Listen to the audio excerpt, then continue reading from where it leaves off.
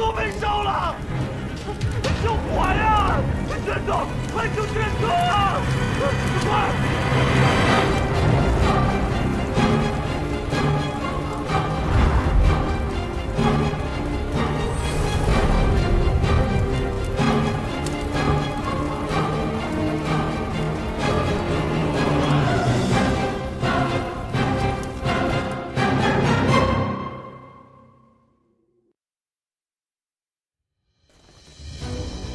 左威卫大将军武安康，多年镇守边陲，数次遇戎狄来犯，为我国土劳苦功高。圣喜2年，硕丹犯境，武将军又率军以1破百，大败硕丹于漠北，获金元之战大捷。今贺武将军回朝，赐青龙黄金简、金明光铠，再赐康平王府银1000两，绢500匹，所率诸军每人绢5匹，钱10千。钦此。臣叩谢圣恩。武将军，今日议政，若有良策，但说无妨。是。诸卿有事奏否？臣有本奏。说。龙门赛以贱民互相残杀为乐，为了那一纸贱籍文书，兄弟相残，骨肉分离，无数人因此丧命。臣恳请陛下下旨查封龙门场，革此弊制。真是危言耸听。龙门场让不少贱民得以脱离贱籍，逾越龙门，这明明就是福泽恩重的大善事，却遭你如此诽谤。臣记得袁绍卿正是因为龙门赛才成了良民。怎么，你自己吃了蟠桃就要把树砍了，不让别人吃了？龙门赛乃文帝首肯，袁绍卿却污此良策，岂非在说文帝不仁？袁绍卿此言，其心可诛。此言不妥。龙门赛本意的确是给贱民翻身的机会，但仅让贱民以相扑之术比试，不得伤筋动骨。后来某些人暗将龙门场变成草菅人命的赌博之地。袁绍卿所奏是实情，你们却屡屡攀扯文帝，此心难道不可诛吗？李氏哪有毫发无损的道理？别有用心之人一番夸大其词，便欲毁此良策，岂不可笑？梅阁老，你怎么看？这一朝有一朝的天子，也有一朝之治。此制既未入典律，改与不改的，全凭陛下做主。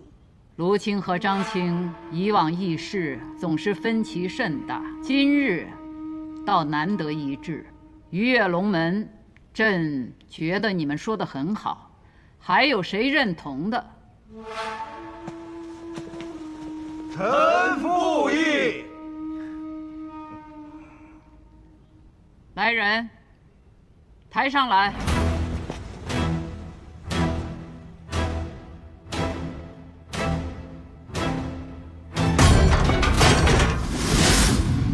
既然此制这么好，朕也打算学学。你们2位就当着群臣的面，在这笼子里面给我打上一架。谁赢了，朕就把右相之位给他，可好？陛下息怒！什么延庆方不祥？这么多人请朕莫去，你们到底怕什么？崔青，昨日龙门赛可好看？当年有人就欺上瞒下，现在还有人敢借文帝诡辩。上苍有好生之德，如此血腥场面，好些王公贵胄却趋之若鹜。这面具底下到底是人是鬼？陛下息怒！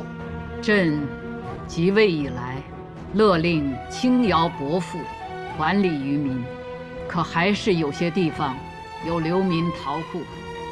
戎狄虎视眈眈，朕调征军饷，却查出国库亏空，桩桩件件哪件不是国事？有些人仗着自己祖上阴德，尸位素餐，不想着如何安民立国，却为维护龙门场这种以人命为乐之所而锱铢必较。崔烨，臣在。你身为刑部侍郎，季青还未进京就查出你让门客占人田地，干徇私枉法之事，你可对得起你这身上的官服？臣会对圣恩万死难赎，国陛下，不要因臣的罪过伤了龙体。陛下，陛下！传圣谕，自今日起，严禁任何人以逼迫、利诱等手段让贱民相搏，若有违者，杖80，流3000里。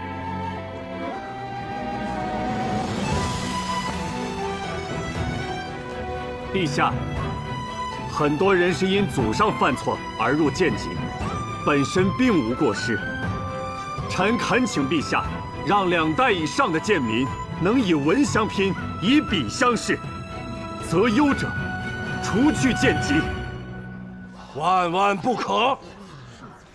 文士科举乃是给良民为国效力的机会，岂可套用在贱民身上？若此剑术无分，届时必会宗制崩坏，动摇国本。李老说的有道理，袁绍卿爱民之心是好，但是如此改制，恐怕过犹不及。梅阁老、李老言之有理，此事不必在意了。元清，起身吧。是。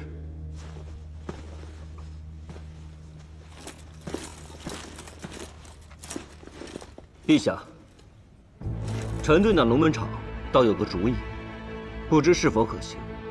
你且说来。一把剑是用来害人，亦或救人，皆因持剑者而不同。以贱民之命取乐，乃是罪孽，但龙门场本身却无罪，又是文帝御批所建，如此查封弃用，甚为可惜。臣提议，让有武艺者到龙门场比武，以此卓拔人才。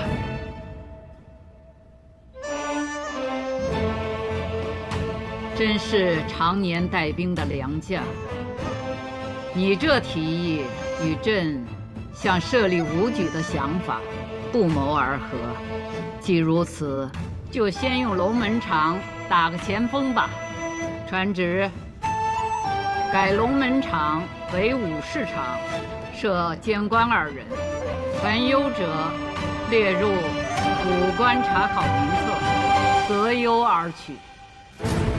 陛下圣明。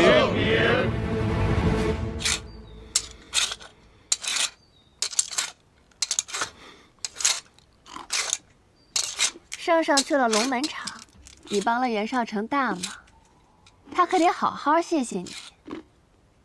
啊！怎么了？受伤了？我看看。没有，磨得太用力，扭着手腕了。那你这大惊小怪的，要把人吓死啊！就扭了一下手腕，叫这么大声，你也太怕疼了吧你！现在想想，也不知道某人在牢里是怎么过来的。换了我呀，早就什么都招了。听到了吗？可别让采莲挑大梁，他一上刑啊，就全都招了。说什么呢你？那采莲啊，最近是不是有什么心事啊？哎呀，有什么事就跟我们说。没有。你不说我就猜了啊。和我们有关？不是，那是跟别的女人有关。那是跟男人有关。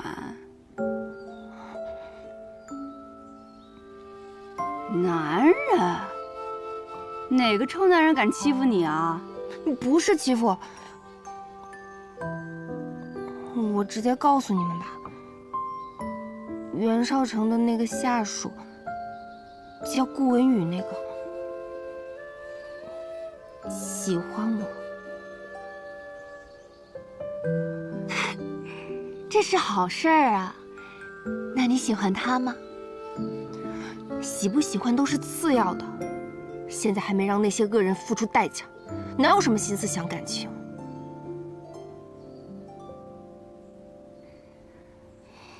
顾文宇一直跟着袁绍成，看得出来做事认真周到，是个踏实的人。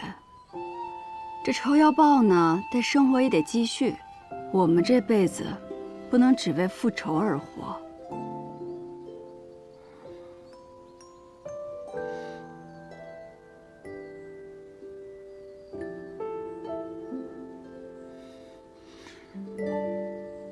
可我若是跟他在一起了，难道能不向他坦白我的过去？他知道了我的遭遇后，心里会没有疙瘩。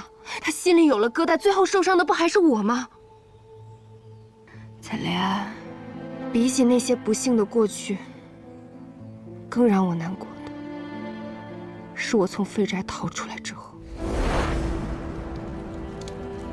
哎，你们说说吧，是不是这么个理？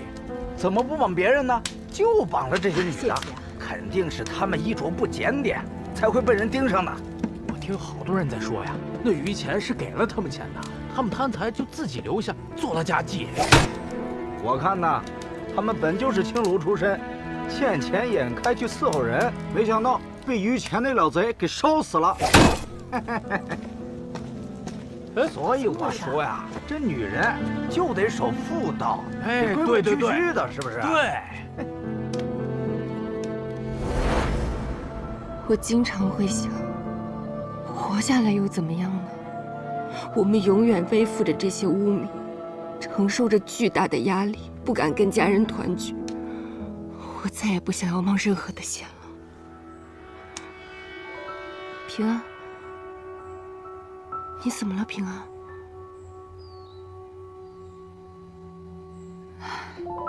没什么，伤口有点痛。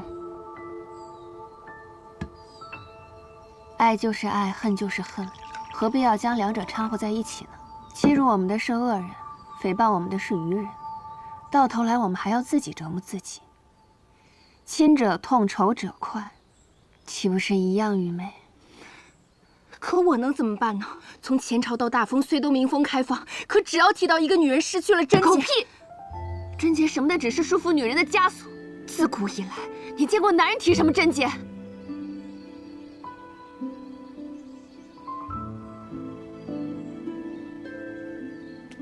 你可有给顾文宇答复？去见他一面吧。要说些什么，是接受还是拒绝，选择都在你。但至少，你不能逃避，要敢于直面自己的内心。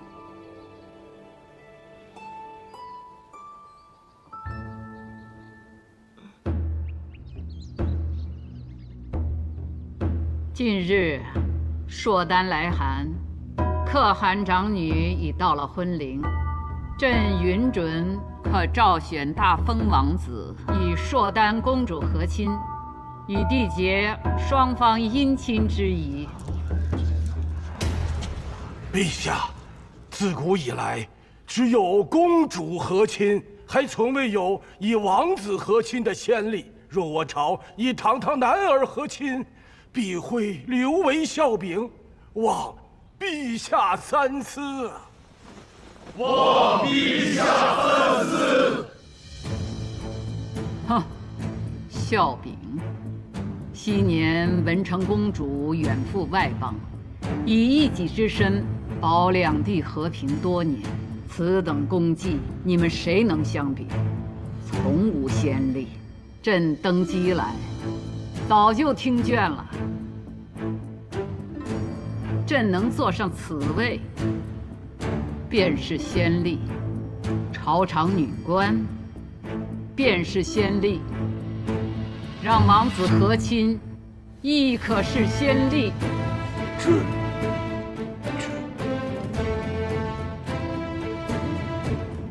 安康，你怎么看？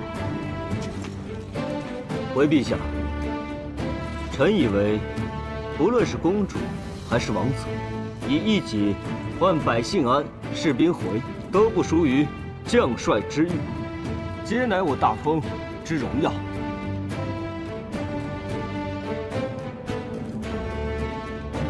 是臣浅陋，武将军所言甚是。和亲王子当属我大封表率。再有几日，硕丹使臣就要进圣都了。硕丹既有示好之意，要惜和字，也要扬我大封之威。陛下英明。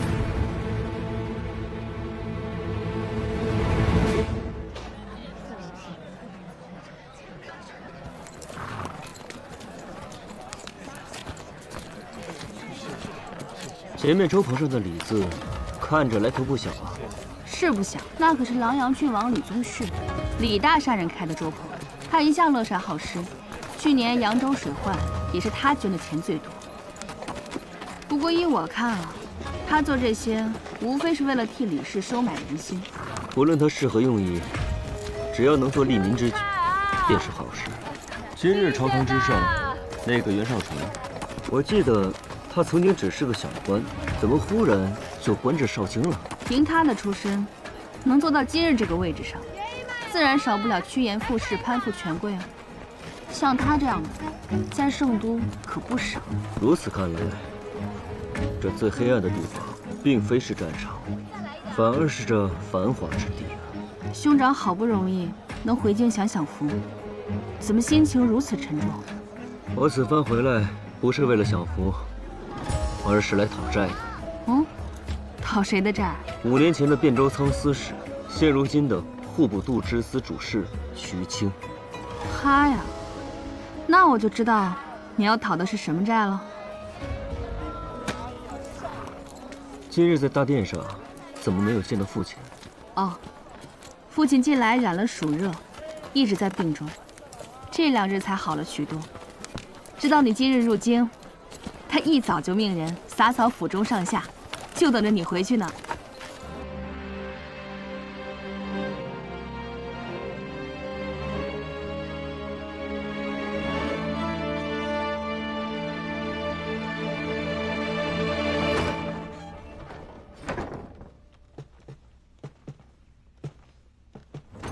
父亲，你看，这是儿子亲手为你刻的常青树，用的是父亲最喜欢的紫檀木。这不是子承父业了吗？你看你瘦了多好，人也显得高。也许不是你高了，是为父老了。父亲正值壮年，春秋鼎盛，跟着老子一点都不沾边儿。木雕需要耐性，就是要克服掉这从小爱动的毛病，还不错。这手艺大有长进。我打小就看着父亲刻木雕，耳濡目染之下，也学习到了一些皮毛。贤儿，你兄长送你什么好东西了？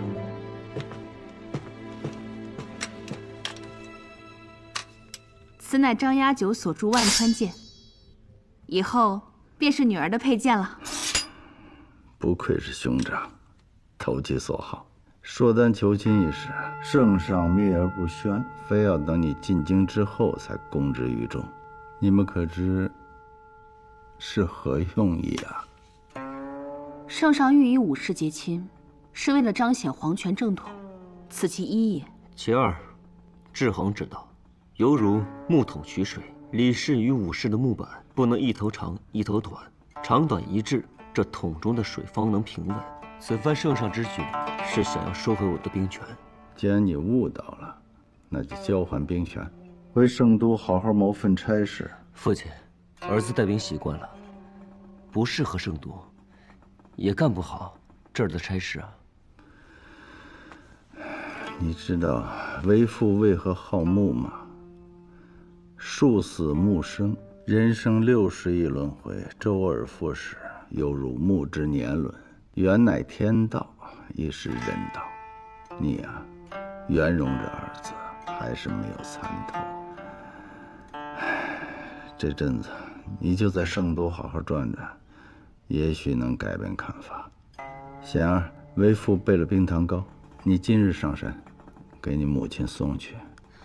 女儿还有事，冰糖糕我差下人去送。父亲大病初愈，我跟兄长就不多打扰了。行。哎，一个是圣上跟前的红人，一个是威风八面的将军，这翅膀一硬啊，都不听话了。走吧。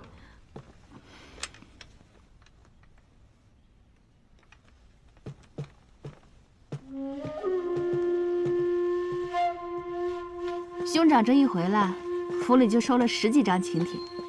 不过我猜兄长一家也不会去，不如夜里我为兄长接风，顺便为你引荐一位有趣之人。能被你称作有趣之人的可不多见，不知这个人何趣之有啊？他呀，被人称作巫医，前段时间出了一桩悬案。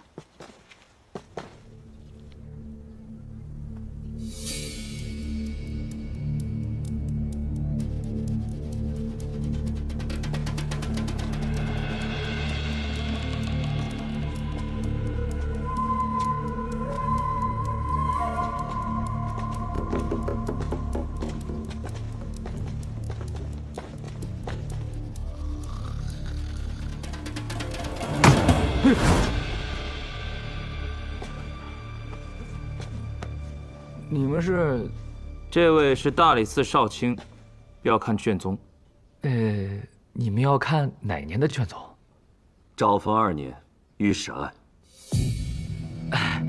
不好意思，我这卷宗的确太多了，没个1、2月的找不出来。卷宗都是按年月存放，怎么会找那么久？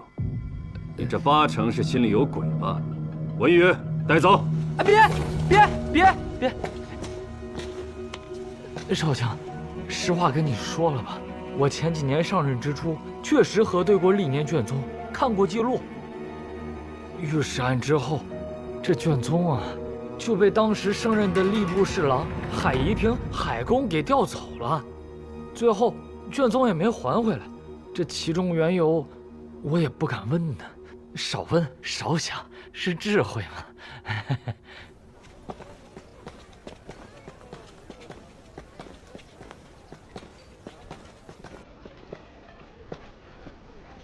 你怎么来了？怎么样，拿到了吗？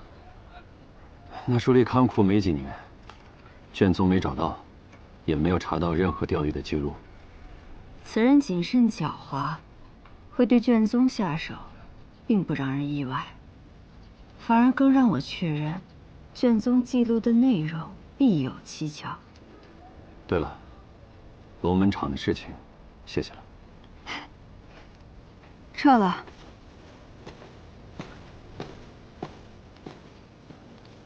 少卿，你为什么不告诉他是海尚书拿走的卷宗？是不想让他对付海公，和你站在对立面吗？不是因为这个，是时候还不到。我要利用美党抗衡李氏一派，扰乱严家之事尚未查明，不能让他乱了我的布局。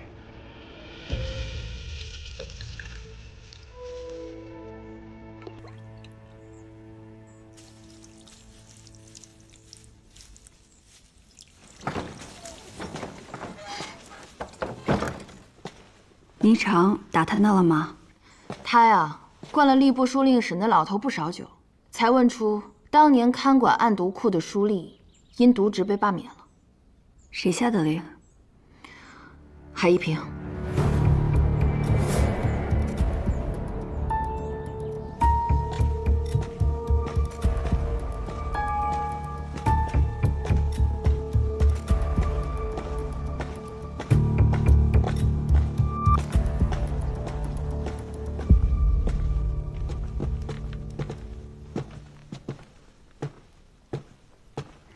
海公，哦，叶信使来了。叶信使的身体可好些了？老海公惦记，已经恢复的差不多了。在屋里闷久了，出来走走，也想看看海燕的情况。嗯，没想到你刚任使职，就有人在背后陷害你。此人是何目的？难道是记恨你对付度量？想来是跟度量有交情的人所为。好在这样一来，此人若再对我下手，也必然会引起圣上的注意。我今日诊治还需与海燕独处，时间会稍长。海公若信得过我，叶信使，把海燕交给你，我10000个放心。有什么需要，尽管吩咐。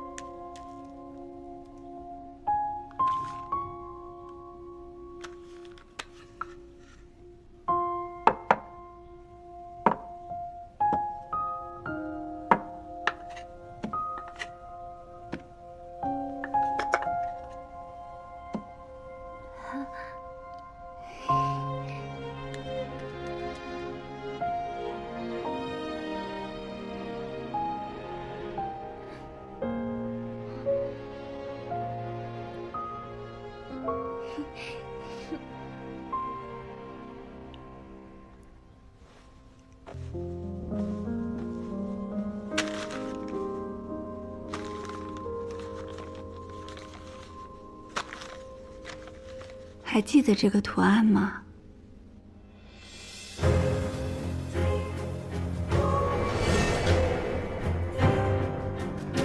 上次你画在那名女子的手臂上，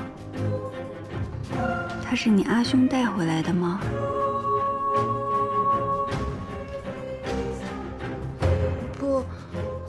不是阿兄。那你认识那名女子吗？知道她叫什么吗？不认识，只认识阿兄、娘，还有安。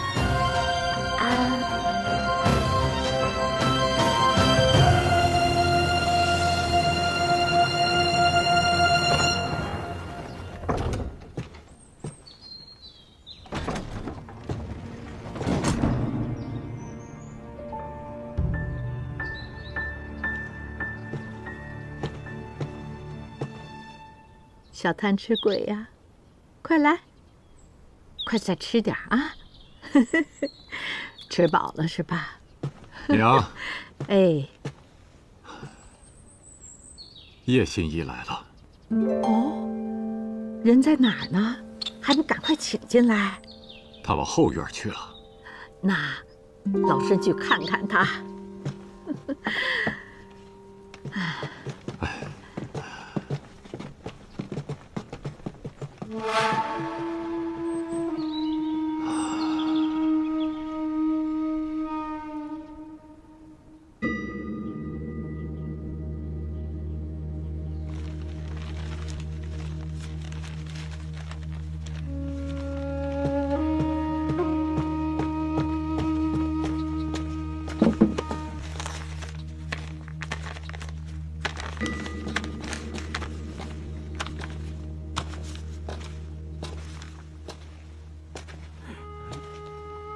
你是郎主的客人吧？老伯，这里是藏书阁吗？是啊，趁着天气好，拿出来晒晒，防虫蛀嘛。这藏书阁看起来比前院的房屋要新啊。你当真眼尖呐！这里原本不是藏书阁，而是一间客房，可多年前却被一场大火给烧没了，这是重新修建的。大火？这里怎么会起火啊？不好说呀。没什么不好说的。老夫人，这么多年过去了，我儿还珍藏着于谦赠给他的这些书册，别人都避讳谈及旧事，但老身没什么可避讳的。客房着火是与10几年前的御史案有关。这个案子，平安也曾听闻过，只是没想到海公竟然与于谦相识。当年我儿于谦、孙熙正是同窗好友，亦同科及第。没想到10几年前，于谦因御史案被满门抄斩，我儿不信于谦会做出伤天害理之事，自他离世后，就郁郁寡欢。后来有个人找上门来，自称是罹难女子的家眷。这个人叫什么？记不清了。他声称此案有冤情，找我儿帮忙，要看御史案卷宗。我儿以为有机会能为死去的好友洗脱冤屈，急忙调了御史案卷宗出来，就在这间客房给他看。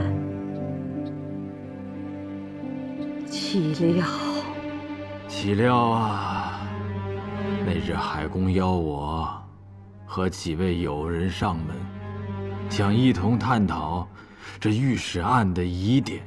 海公告诉我们说，有位受害女子的家眷找上了门，正在看卷宗。海公正想为我们引荐那人，可谁知那人竟然意外打翻了烛火，焚毁了卷宗，就连海公那间客房啊，也随之付之一炬了。想不到御史案的卷宗早已化成灰烬了。海公差点因此无法交差呀，无奈我们只好一起找到了海公的恩师，就是如今的梅相说情，才帮他在案牍库那边解决了此事。真是没想到，于谦当年还有你们几位仗义同僚。不过你说的我有些好奇了，与你一同上门的都有哪几位旧友？我也真是敬佩你们，在那个时候还愿意相信于谦的清白。他们是……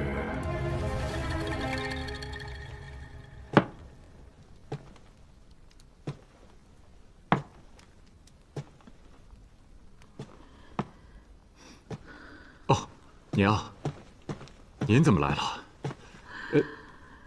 叶心怡走了。来，坐会儿吧，娘。娘，您这是怎么了？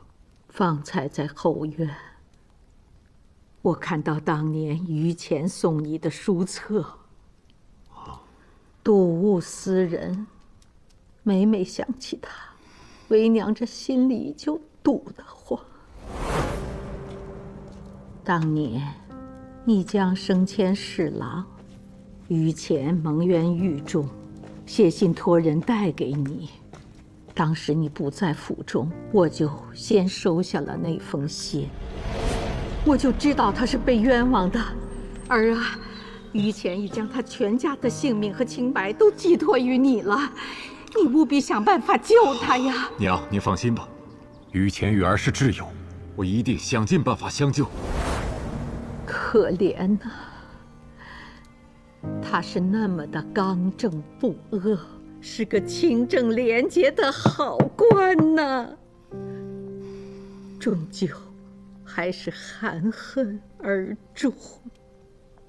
娘，往事已过，您也莫要再因此伤怀了。身体重要，儿送您回去歇着吧。嗯。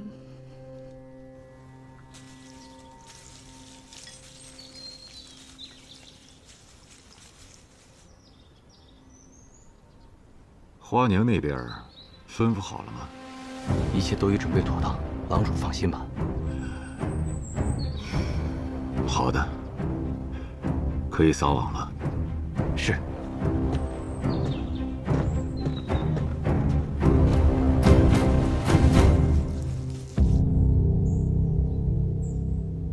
除了司契正以外，其他目睹卷宗被烧的人，他们所说也都一致。海夷平确实是于谦多年的挚友，甚至在御史案之后，还为于谦说过好话。我看，那个纵火的人根本不是什么受害者家眷，找了这么多年，最后连卷宗的线索也要断了。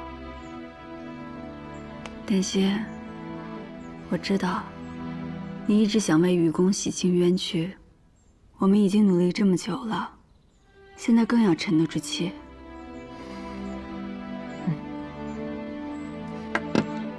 我不是不明白，我只是为愚公惋惜。他本已官至侍郎，可就因为为民请命得罪了高官，才从侍郎又被贬至了八品。如此刚正不阿之人，最后还是栽在了小人手上。若当官的都想于谦，这世间得少多少冤案啊！要让愚公这样的人能安心做事，就得需要我这种不择手段之人，先为他扫清障碍。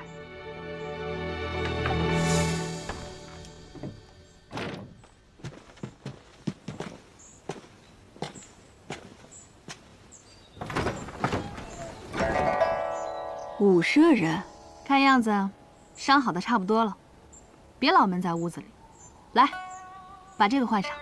这是何意？左威卫大将军回京，民同乐，宵禁延迟2个时辰。人生有3狂：狂吃、狂喝、狂乐。此时不乐，更待何时？有这等好事，当然恭敬不如从命。那美人还不换衫？难道要我帮您？谁人如我4级风？卷云自来去，扶摇9万里，天地执掌间。畅快，真畅快。武舍人，哎，别这么叫，煞风景。以后都叫我显儿。显儿，你现在的样子跟我想象的判若两人。说来也怪，你这医心之术无论在哪儿都应传作奇闻，怎么除了圣都，其他地方都没有听说过？我常去一些闭塞之地游医，没有听说过也不奇怪。是吗？我倒觉得越是闭塞之地，越容易将奇才视为异类。我还是第一次听说有人这样评价我。我从你身上闻到了秘密的味道，愿意告诉我吗？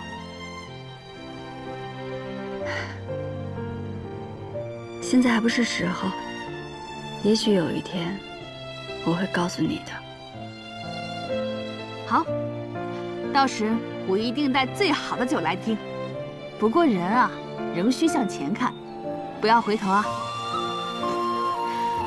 你听着风，多自由。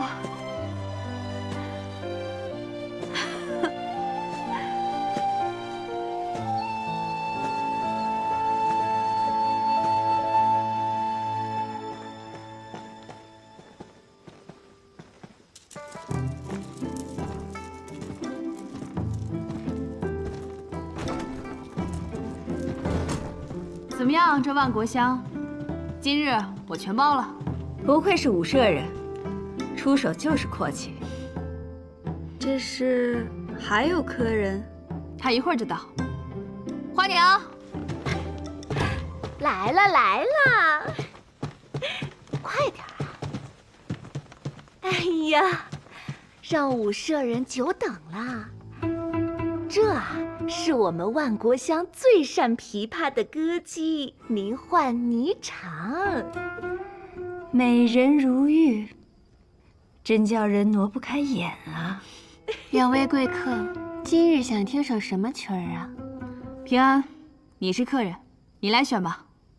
客随主便。我看两位贵客气宇不凡，那今日就来一曲《木兰辞》吧。好，这首我喜欢。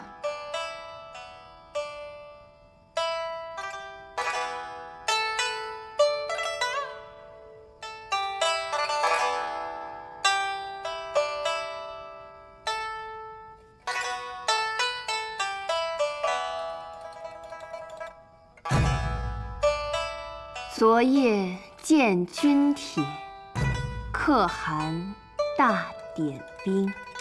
军书12卷，卷卷有爷名。阿爷无大儿，木兰无长兄。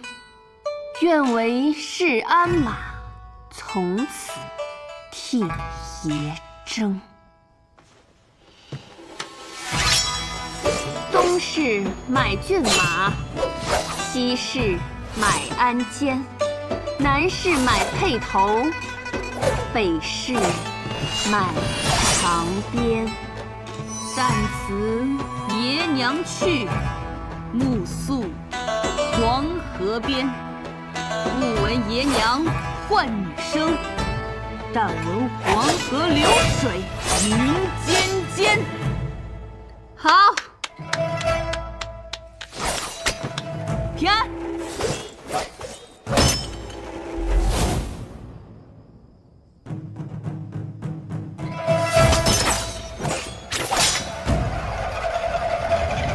万里赴戎机，关山度若飞。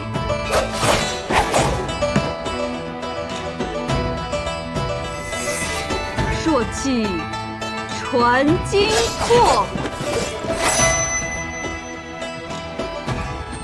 寒光照铁衣。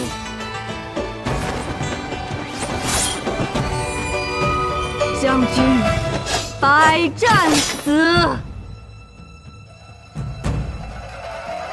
壮士10年归。归来见天子，天子坐明堂。好。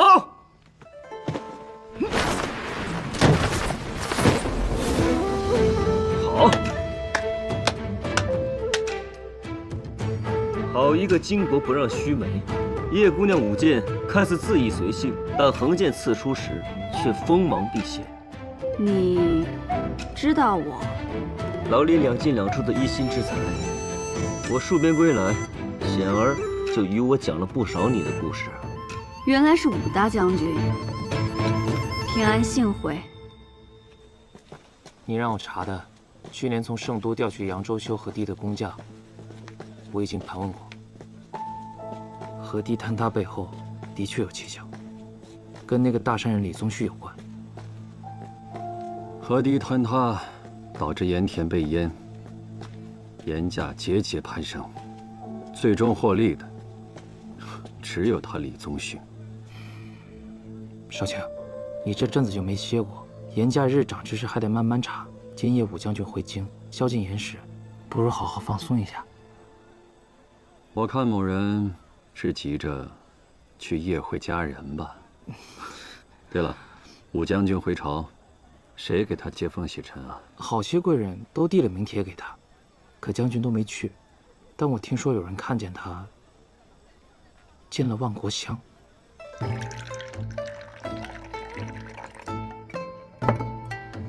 兄长。长乃常胜将军，守卫边境，保我家国平安。难得回京，今夜这酒可得喝个痛快。不如叶姑娘一起吧。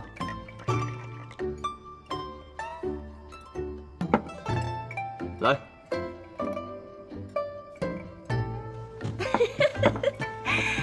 三位贵客啊，我万国香近日新来了一名舞姬，舞姿卓绝，连舞社人也未曾见过。今日既然为大将军接风，不如把他换来一舞可好？没见过的，那倒是新鲜。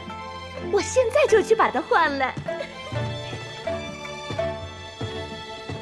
为武将军接风洗尘，这热闹怎少得了我呀？袁绍兴这5年在圣都养尊处优，这面色看上去可比当年在军营好上不少。没想到兄长与袁绍卿竟是旧相识。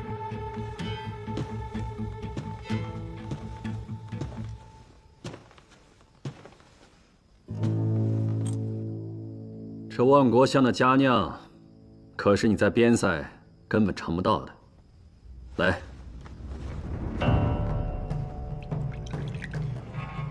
这些年，万国香的酒，怕是把袁绍卿的骨头都给泡软了。也是，酒不喝，官路不亨通啊。说到这官路亨通，在下自然不及叶新士。长新士能与2位结交，这攀高枝的本事，自然了得。我知道，袁绍卿看我最不顺眼。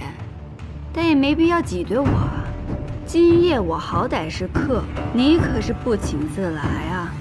各位贵客久等了，快点！来，给诸位贵客介绍一下自己。妾身名唤离歌，善胡舞、长袖舞、绿腰舞、这支舞，不知诸位贵客想看什么？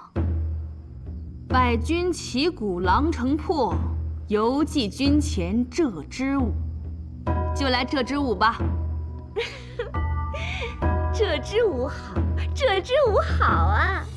诸位呀，可要好好欣赏。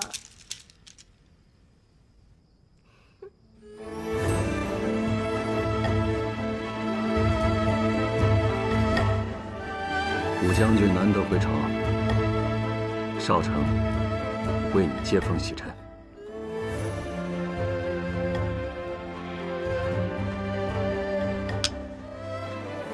这万国香的酒也没那么好喝。明日武士场，你我再会上一回。好，你既有邀，我怎能不去？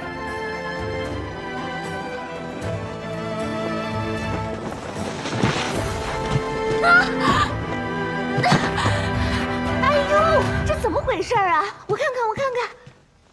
哎，不中用的东西，万国香的脸都被你丢尽了，还不赶紧起来！起来呀！